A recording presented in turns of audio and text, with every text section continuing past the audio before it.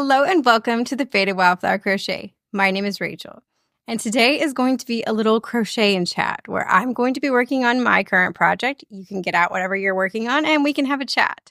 And today's topic is all about crochet pet peeves. Crocheting is my job, my hobby, basically my entire personality at this point. I love crochet, but there are some things about it that just bug me. Today's video is not going to be about those big, huge, overarching problems that need to be fixed. I'm talking about those little nitpicky things that are just annoying. So I am actually working on finishing up this fluffy owl.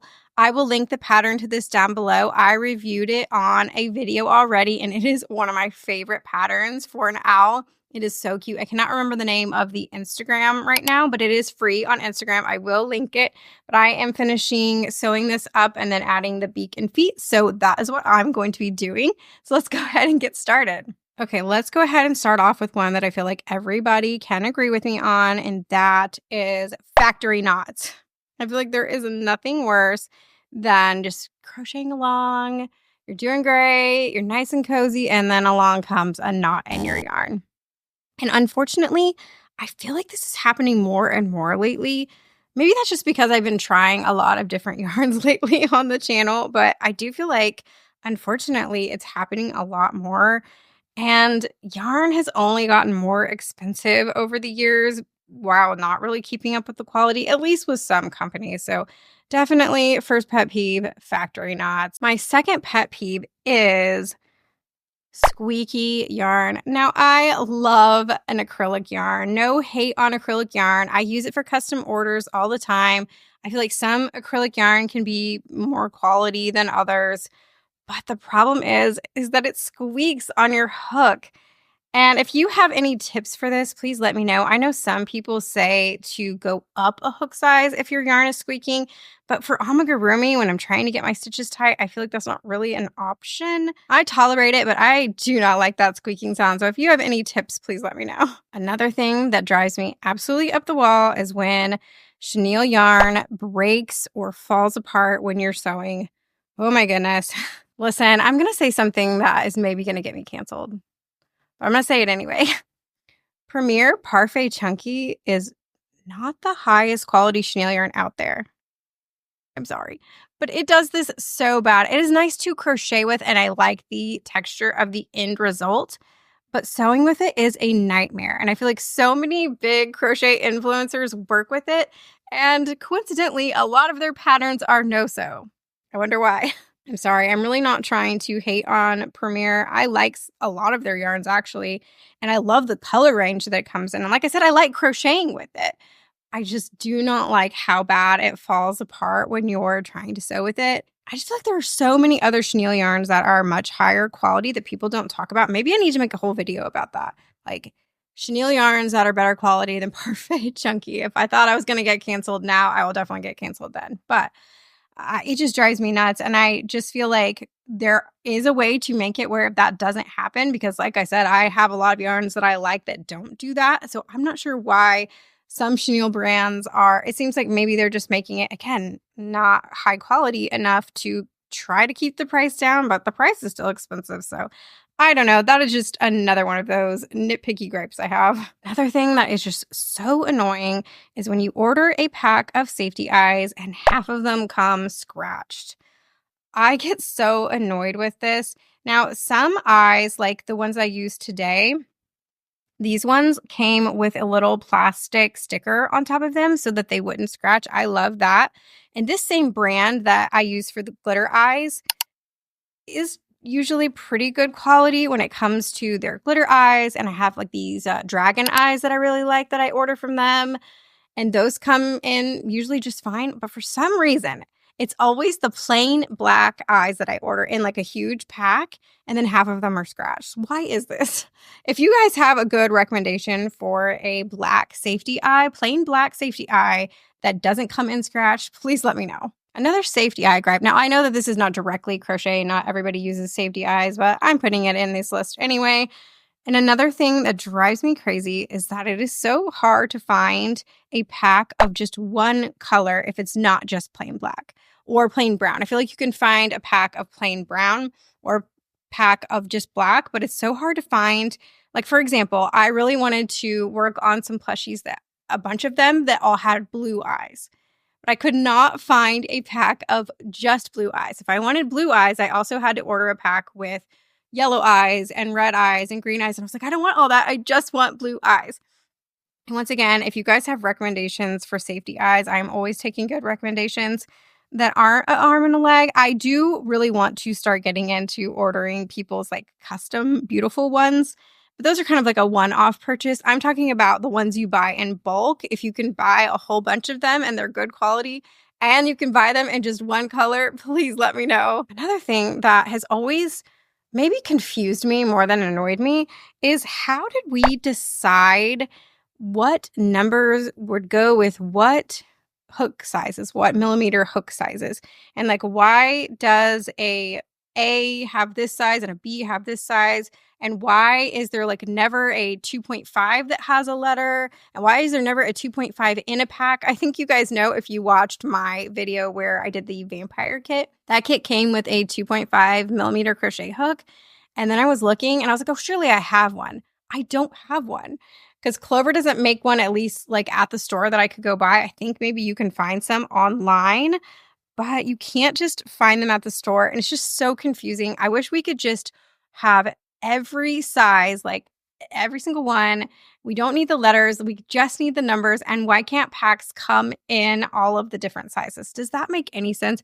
Like, I just don't understand why. I can't think off the top of my head, but it's like a size E is a 2.25 and then a size F is a 2.75, but there's like not a 2.5 in between. I don't think those are the exact right things.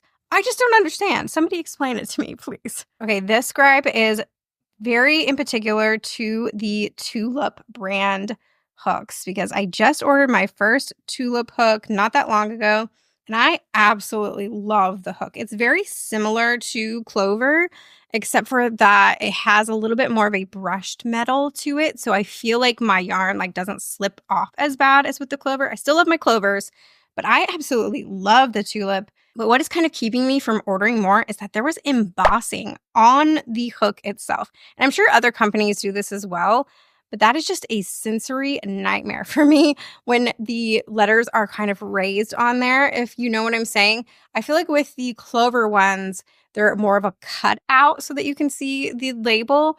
But these were like embossed, like raised. They irritated my hand so bad. I ended up putting these cushy pencil grips over it. And that really did solve the problem. But I don't want to have to do that. I wish that they would just make it without that.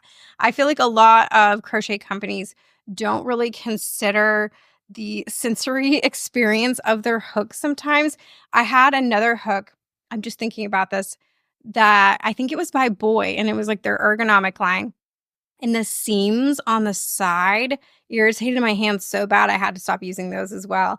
I think I am just really sensitive. I know that I'm really sensitive. So maybe this is just a me problem. But if you have this pet peeve, let me know. Okay, so another one that I feel like, once again, is just kind of confusing. It's not so much annoying as it is just like, okay, it is a little bit annoying. And that is, why do we have different terminology for crochet stitches depending on where you live? Why can we not get together as a like global crochet community and decide what each stitch should be called? I don't know why this annoys me so much, but I just hate that there is not just a universal term for a single crochet and a double crochet. And I see people on, crochet Reddit be like, what did I do wrong? And they made their whole thing in double crochets, not realizing that it was written in UK terms. It's a nightmare. Why can we not just have one term? We're absolutely blowing through this list today. I have not even finished this owl yet, but I have a couple more, I think maybe 3 more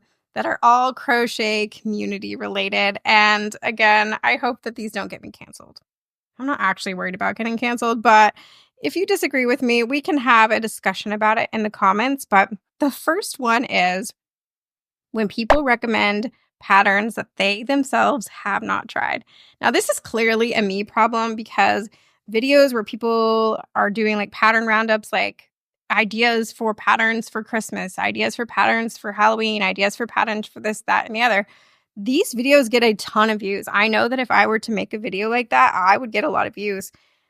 I just can't do it, you guys. There's something in my brain that does not allow me to recommend something that I haven't tried. Now, I will sometimes recommend and say, like, I have heard other people say they like this or something like that, but to just find a bunch of patterns and then just be like, try these without me having to have personally tried them, I could never. I don't know. There is some sort of like block in my brain that absolutely will not allow me to do that.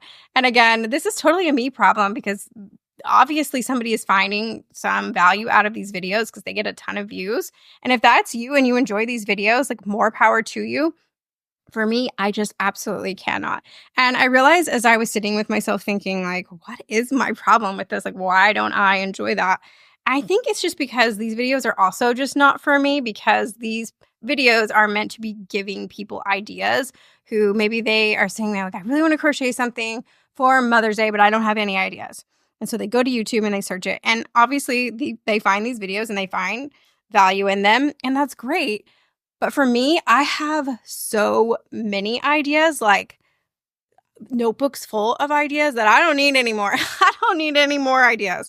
And so I think that these videos just really just aren't for me. You probably won't ever find those type of videos for me. If I am talking about a pattern or a yarn, it is because I have tried it and I either like it or don't like it. But I can't just say to try a pattern without having tried it myself.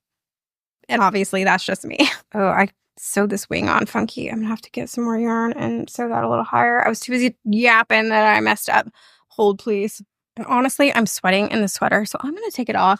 And also, it is election day as I'm filming this video. So if I seem on edge, it is because I am. Okay, the last thing that I have to talk about today is actually kind of a big one. I probably could make a dedicated video to this. And if you guys are interested in that, and after hearing me talk about it, then let me know. But that is pattern testing. The landscape or the culture or whatever it is around pattern testing right now is kind of a nightmare. So if you don't know how it works, if you've never tested a pattern or had a pattern of yours tested before, the way that it works on Instagram is basically that the pattern designer will make a post saying, I want this pattern tested. And if you want this pattern tested, a lot of them will say, a lot of the bigger accounts will say, please like this post, comment on this post, share this post, like sacrifice your firstborn. Okay, not really. But they will require all of these different things. They want you to tag your friends so that the post gets boosted. And I understand that the Instagram algorithm is completely broken, which we'll get to in a minute. A lot of people get annoyed with these big accounts that have all of these requirements. But I kind of understand why they do it, because it is so hard to get your post seen on Instagram anymore. I also have pattern tester calls, and I don't require any of that stuff. And then my posts just don't get seen. You'll have people complain about, I apply for all of these pattern tests and I don't get picked. And then you have pattern testers like me who are saying, I put out my post and nobody applied, or maybe only like 2 or 3 people applied. And then I have people ghost me. And so I'll pick 4 or 5 pattern testers and 2 or 3 of them ghost me. And then I'm just left kind of like, do I do another pattern test call to get more people to try? Like, what do I even do? It just feels like if you're not one of the like 2 or 3 big crochet accounts, you're not going to get enough testers. And so really my pet peeve, my gripe here is that, can we have a better way of finding pattern testers, like linking up pattern testers with pattern designers? Like, there needs to be a better way, because Instagram, the algorithm is just broken. And again, I do not blame these bigger accounts for having all these requirements, because it is so hard to even just get the right people to see your post. Sometimes Instagram will put it out to people that are not interested, or sometimes you will search the term that you want to find. Like, you will search pattern test and you'll get some results that might fit that, but they're from like 6 months ago, and that's not helpful. So I just feel like there has to be a better way. The optimist in me tells me there has to be a better way. We're going to figure out a better way. And if you know of a better way to get your pattern tested, please let me know. That is all I have for you guys today. I not quite finished my owl. I still have to do the feet and the beak. I will insert a photo of what she looks like all done. So just a little update that I didn't realize until after I was done filming that I was sewing the wings on completely wrong. And so I had to take them off and redo them. So everything that I did in this video was completely useless. But this is what she looks like. She's really cute and fluffy, and I love her. That is all. Thank you so much for watching today's video. If you made it to this part, I want to know two things. One, what were you working on as you watched today's video? And number two, what are your crochet pet peeves? I know you have them. Feel free to leave them in the comments down below. Let's just keep it cutesy in the comments. Everybody can have different opinions and we can all still get along. We can all still be a crochet community. If you did like today's video, be sure to hit the like button. You can subscribe and stick around. Let me know what other kind of videos you want to see next. You can follow me on Instagram. You can check out my Etsy shop. You can join my Patreon where I make bonus videos as well as an exclusive pattern once a month. And thank you again for watching. I'll see you next time.